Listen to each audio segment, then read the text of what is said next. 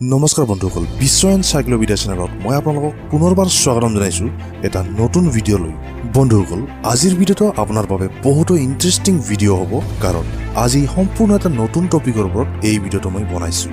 বন্ধুসকল, মোৰ আগৰ ভিডিঅ'বিলাকত আপোনালোকে যিখিনি মৰম আৰু সঁহাৰি জনাইছে তাৰ বাবে মই আপোনালোকক অশেষ ধন্যবাদ জনাইছোঁ, আৰু আগলৈ যাতে এনেধৰণৰ মৰম চেনেহ পাই থাকোঁ। বন্ধুসকল, আজিৰ ভিডিঅ'ত মই আপোনালোকক দেখুৱাম যে আমি ৰাতি দেখা সপোনৰ বাস্তৱ ৰূপ কি, বা সপোনত আমি কিছুমান বস্তু দেখা পাওঁ আৰু সেই বস্তুবিলাকৰ অৰ্থ কি, এই বিষয়ত আজিৰ ভিডিঅ'ত আলোচনা কৰিম। গতিকে চাই থাকিব বিশ্ব এনচাইক্লোপিডিয়া চেনেল, আৰু চেনেলটো ছাবস্ক্ৰাইব কৰিবলৈ নাপাহৰিব বন্ধুসকল, আৰু ভিডিঅ'বিলাকত লাইক কৰিবলৈ নাপাহৰিব। এতিয়া ভিডিঅ'টো আৰম্ভ কৰোঁ আহক।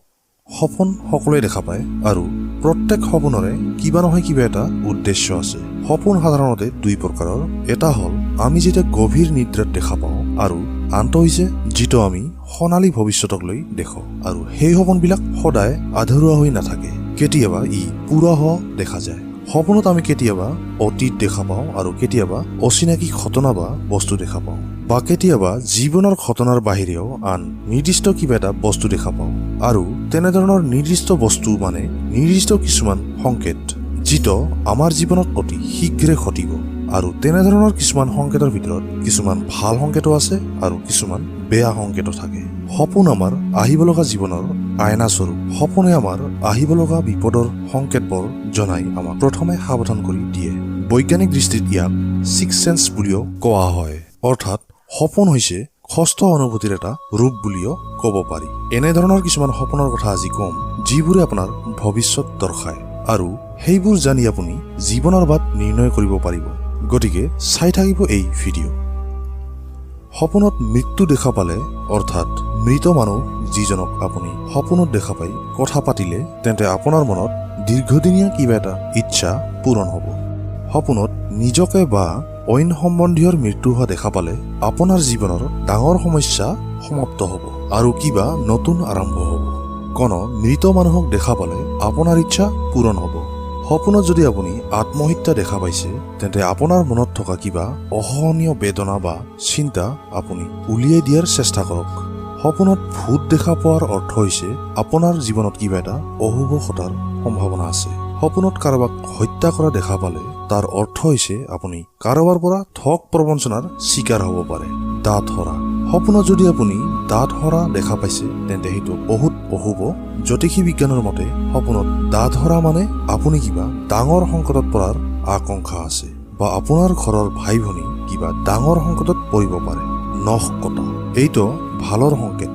সপোনত যদি আপুনি নখ কটা দেখা পাইছে, ইয়াৰ অৰ্থ হৈছে আপুনি সকলো ৰোগৰ পৰা পৰিত্ৰাণ পাব। হাড়, মানুহৰে হাড় হওক বা অইন জীৱ জন্তুৰে হাড় হওক, আপুনি যদি সপোনত হাড় দেখা পাইছে, ইয়াৰ অৰ্থ হৈছে আপোনাৰ ৰৈ থকা ধন বা টকা আপুনি লাভ কৰিব। কটা অংগ। কটা অংগ আপুনি সপোনত দেখা পালে, ইয়াৰ অৰ্থ হৈছে আপুনি অতি শীঘ্ৰে সন্তান লাভ কৰিব, বা আপোনাৰ সন্তানৰ উন্নতি ঘটিব। কিন্তু আপুনি যদি নিজৰে কটা অংগ দেখা পাইছে, তেন্তে আপোনাৰ বাবে সেইটো বহুত অশুভ। কটা মূৰ। আপুনি যদি কটা মূৰ দেখা পাইছে, তেন্তে আপোনাৰ জীৱনত কিবা এটা চিন্তাৰ কাৰণ আহিব পাৰে। যিকোনো ডাঙৰ বিল্ডিং বা ঘৰ দেখা পালে আপুনি জানিব যে আপোনাৰ উন্নতি ঘটিব। ৰাজমহল। আপুনি যদি সপোনত ৰাজমহল দেখা পায়, তেন্তে আপোনাৰ ধন প্ৰাপ্তি নিশ্চিত। ষ্টেচন। আপুনি যদি কোনোবা ষ্টেচন দেখা পাইছে, তেন্তে আপোনাৰ চাকৰি নিশ্চিত। আপুনি কৰবাত নহয় কৰবাত কিবা এটা কৰ্ম সংস্থাপন পাব। কবৰস্থান।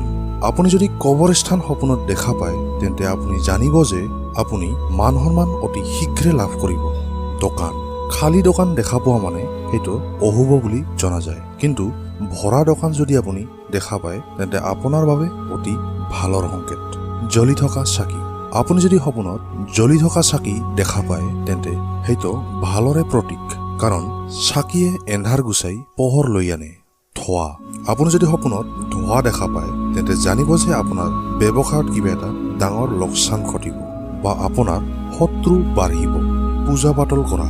আপুনি যদি সপোনত পূজা পাতল কৰা দেখা পায়, তেন্তে জানিব যে আপোনাৰ ভাগ্য উদয় হোৱাৰ সংকেত। জুই। আপুনি যদি জুই সপোনত দেখা পায়, তেন্তে ভালৰে সংকেত বুলি কোৱা হয়, কিন্তু কাৰোবাক জ্বলি থকা দেখা পালে সেইটো বেয়াৰ সংকেত। সৰু ল'ৰা। আপুনি যদি সপোনত সৰু ল'ৰা দেখা পায় তেন্তে আপুনি জানিব যে আপুনি যিটো কাম কৰে সেইটো কাম আপোনাৰ জীৱনৰ বাবে সেইটো কম হয়। আপুনি আৰু অধিক কাম কৰাৰ প্ৰয়োজন। সপোনত হহা বা হাঁহি থকা মানুহ দেখা পোৱা মানে আপুনি কাৰোবাৰ লগত কাজিয়া কৰাৰ সংকেত। ধুনীয়া ছোৱালী। সপোনত যদি আপুনি ধুনীয়া ছোৱালী দেখা পায় তেন্তে আপোনাৰ অতি শীঘ্ৰে বিবাহ অহাৰ সংকেত বা আপুনি জীৱন লগৰী লাভ কৰাৰ সংকেত। উৰাজাহাজ। আপুনি যদি সপোনত উৰাজাহাজ দেখা পাইছে তেন্তে আপোনাৰ জীৱনত অতি শীঘ্ৰে উন্নতি হোৱাৰ সংকেত। গতিকে বন্ধুসকল, মোৰ আজিৰ ভিডিঅ'টো ইমানে। আশা কৰিছো ভিডিঅ'টো আপোনালোকে ভাল পাইছে আৰু ভিডিঅ'টো চাই নিশ্চয় কিবা এটা জানিব পাৰিছে। গতিকে বিভিন্ন নজনা কথা আৰু বহুতো ইণ্টাৰেষ্টিং কথা জানিবলৈ ছাবস্ক্ৰাইব কৰিব বিশ্ব এনচাইক্লোপিডিয়া চেনেল আৰু লগতে ভিডিঅ'বোৰ লাইক কৰিবলৈ নাপাহৰিব। আকৌ লগ পাম অন্য এটা ভিডিঅ'ৰ সৈতে। আজিলৈ ধন্যবাদ।